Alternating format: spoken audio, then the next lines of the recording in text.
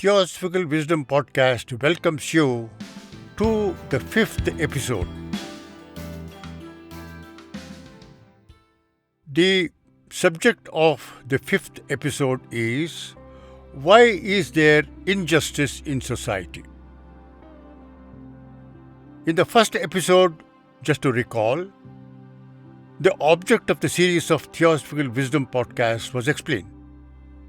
It was said that the twin laws of karma and reincarnation are the fundamental laws of the universe, that right knowledge of these twin laws of life throws light on perplexing problems and riddles of life, help us to shape our destiny and higher evolution.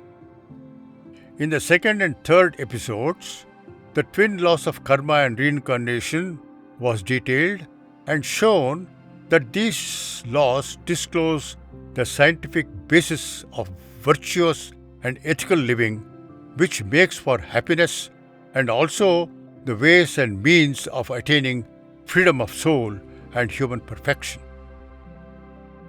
In the podcast 4 in the series, we dealt with the subject of how the laws of heredity are subordinate and subservient to laws of karma and reincarnation. In this podcast, the fifth one in the series, we endeavor to show that the working of the twin laws reveal the source and the cause of injustice in society and remedy for the same. Now to the topic of this fifth podcast. Why is there injustice in society? Question that perplexes thinking people is why there is so much injustice in society. One of the paradoxes of human life is why is that vice is often in triumph and virtue in distress. In other words, why are bad people, unprincipled and wicked, are very often favored by fortune, enjoying privileges of wealth and power and influence, which they put to use for selfish ends, detrimental to the general good? On the other hand, while many a good and virtuous person, deserving and able, remain obscure, neglected, without means and opportunities.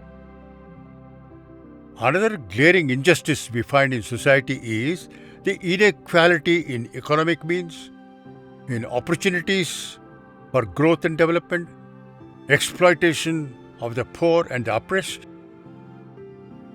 Such instances are many in all societies, in every age. The question is why? What do science and religions say regarding the question of social injustice? Modern social, economic, and political science recognize that there are indeed social inequality and injustice. Social philosophers have grappled with the problem but have found neither the root cause of the problem nor its remedy. They only see the visible symptoms and try to remedy them by political and economic means, but the problem persists. Nor can we say that social injustice and inequality is an accidental outcome. If the universe is governed by laws of life, no happening can be accidental. Once we admit that nature or universe is governed by immutable natural laws, then injustice in society also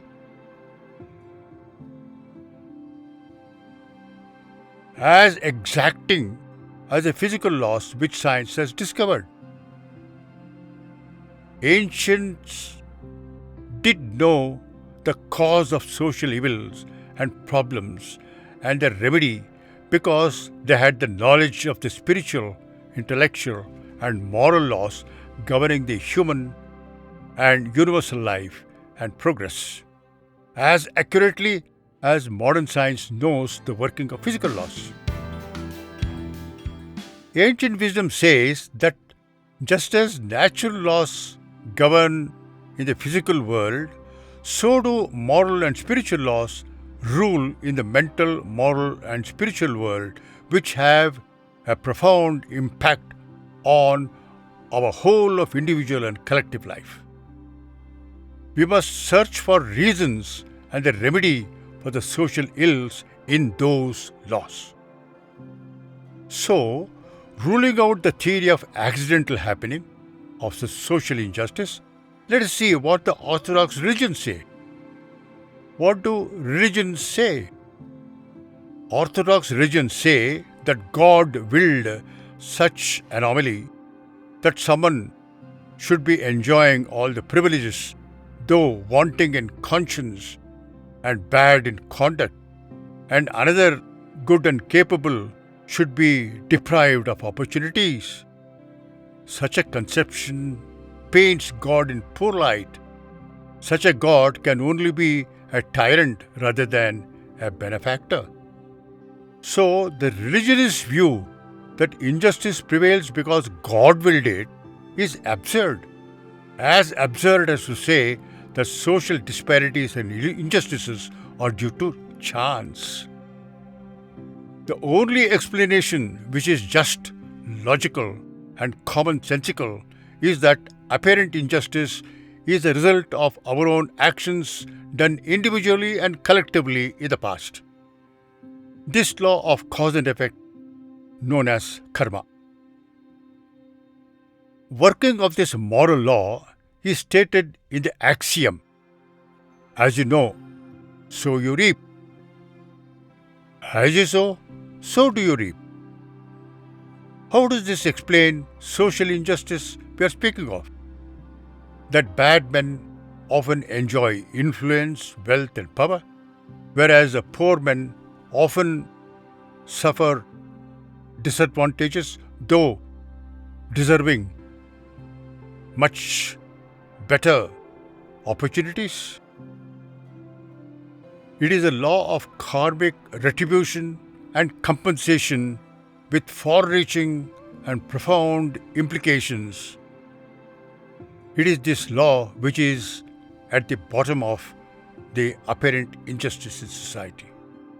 Let us illustrate it this way. For instance, I am offended by someone, known or unknown to me. He does me harm. What do I do? How do people react when offended?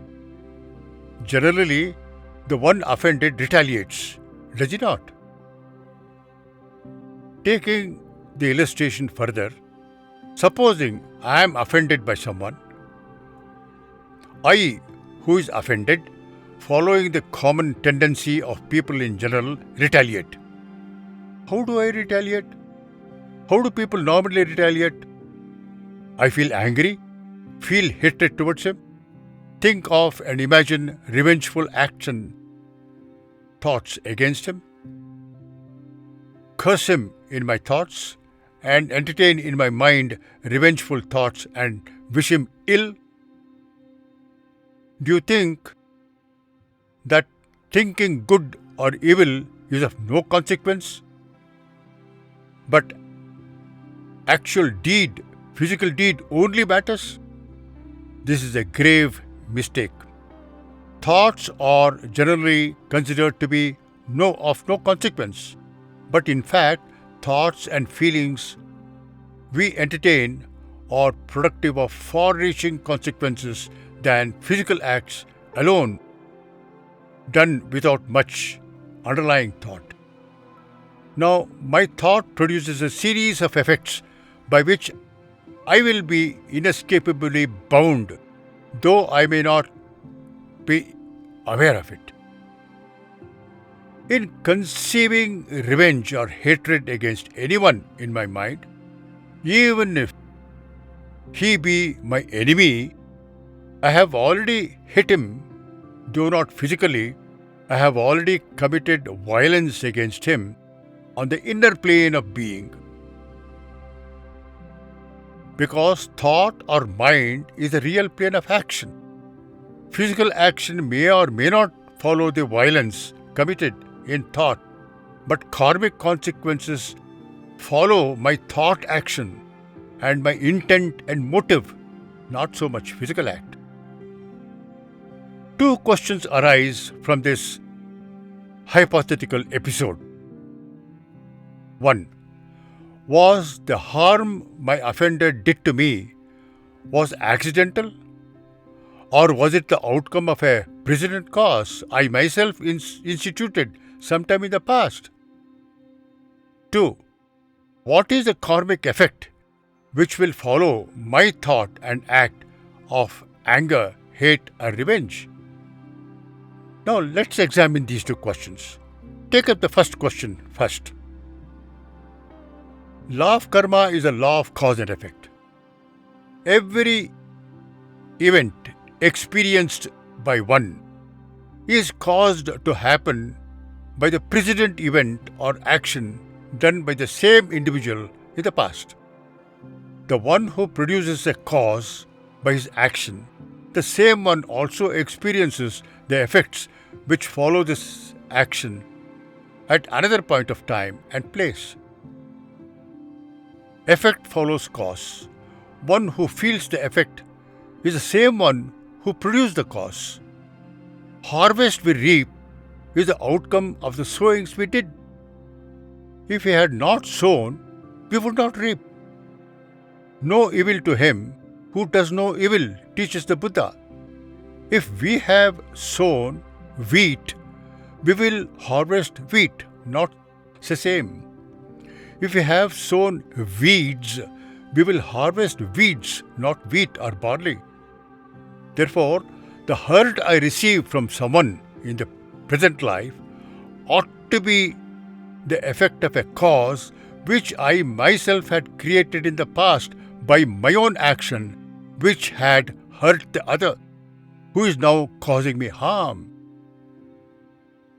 The one from whom harm comes to me, being the agency or the agent through whom the law of retribution works to give me back in kind what I did to him, though neither of us remember the long past event. Now the first question was the harm my offender did to me accidental, or was it the outcome of precedent cause I myself instituted sometime in the past? Answer, in the light of the discussion we had, is that the hurt I received was no accident, but the result of the law of karmic retribution which I myself set in motion by my own evil thought action, either in the present life or in the past life. So what should be my response to the hurt I received from another? If I know the working of the law of karma, my response will be one of forgiveness. If I do not know the working of this law, my response to the hurt I received will be impulsive, and my reaction will be one of anger and feeling of revenge. Now, the two different responses lead to two distinct effects. One leads to darkness, the other to light. If I know and understand the working of the karmic law, I will instantly recognize that whatever hurtful experience I received is a result of my own action in the past, which had hurt someone, and the one who hurts me is merely the agent of karmic retributive law, which brings me pain, though neither know of the working of the karmic law. If I know and understand the working of the law, I recognize that the hand that smote me is my own hand, and I accept the responsibility. This is wisdom perspective. My reaction to the situation will be that I will not blame the offender, nor entertain thoughts and feelings of revenge, but forgive him By such an attitude of acceptance and forgiveness, I allow the unerring law of karma to adjust the disturbance I had created by my action in the past, which was hurtful to others, and restore the harmony. Therefore, I will have grown in wisdom and virtue in my soul life and created harmony and peace in my worldly life and in my immediate environment. On the contrary, if I give in to anger and revenge or hatred and retaliation and hurt my offender, that very instant the law of karmic retribution is set in motion, consequence of which will be that in some future life I will receive the retributive punishment, and my offender, whom I punished in revenge, irrespective of his moral character, is compensated for the pain and loss he had suffered by my revengeful action. The great teachers of humanity teach the cause of many an evil-minded person enjoying privileges of life and happily placed can only be either due to meritorious deeds he had performed in the previous life as reward, or as compensation for being treated badly and hurtfully by someone or by society in the past. The lesson we learn from this is, because someone offends me is no reason why I should retaliate. I should leave it to the law of absolute justice, karma. That's why it is said in the St. John Revelation, vengeance is mine. Karmic law is not respecter of persons. If I hurt someone, I must recognize that I myself was the cause of the hurt I am receiving and forgive him and leave the outcome to the divine law of absolute justice, karma, which will harmoniously adjust the results for the ultimate good of both. This explains the riddle of the paradox in life, vice in triumph and virtue in distress. Now, extend this argument further. What about punishment meted out by the state to people who commit various offences such as murder, robbery, cheating, adultery, and so on? Should they not be punished?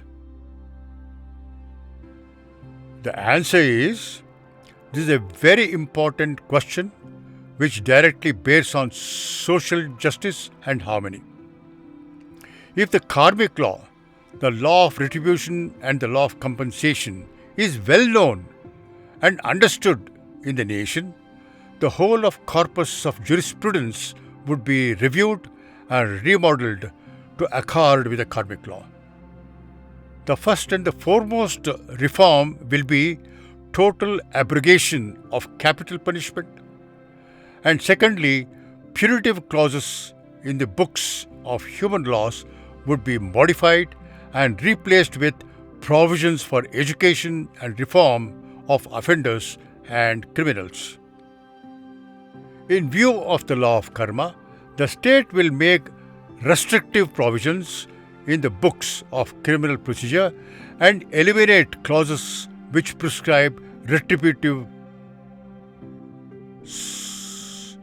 corporeal or psychological punishment.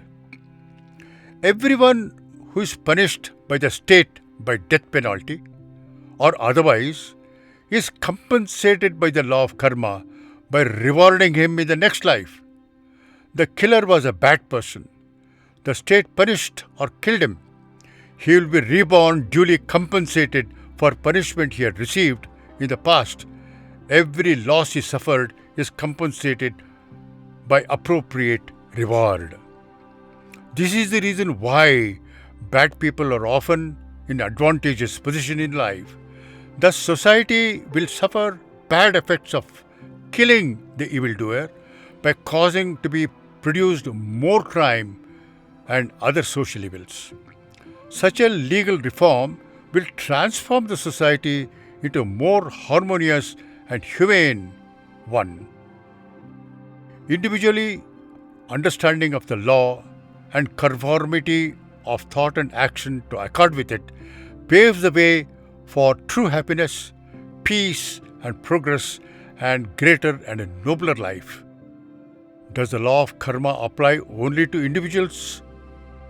It is not a law applicable only to individuals. It is a universal law. Surely, the law of karma has many other ramifications which apply to life of individuals, society, nations, collective mankind, or the world as a whole. Surely, the law has far-reaching effects that bears directly on all the problems of individual and collective life, social, national, international, humanity, and world as a whole. We will show in our subsequent podcasts how a knowledge of the twin laws of karma and reincarnation is of the utmost importance for human happiness and world peace. We end this episode now. In our next podcast, we will discuss further on the application of the twin laws of karma and reincarnation to various other problems and riddles of life. If you have any questions or comments, please send us the same by email to BangaloreULT, BangaloreULT, BangaloreULT @gmail.com or www.ultindia.org. It will be our pleasure to respond to your comments and queries. Thank you.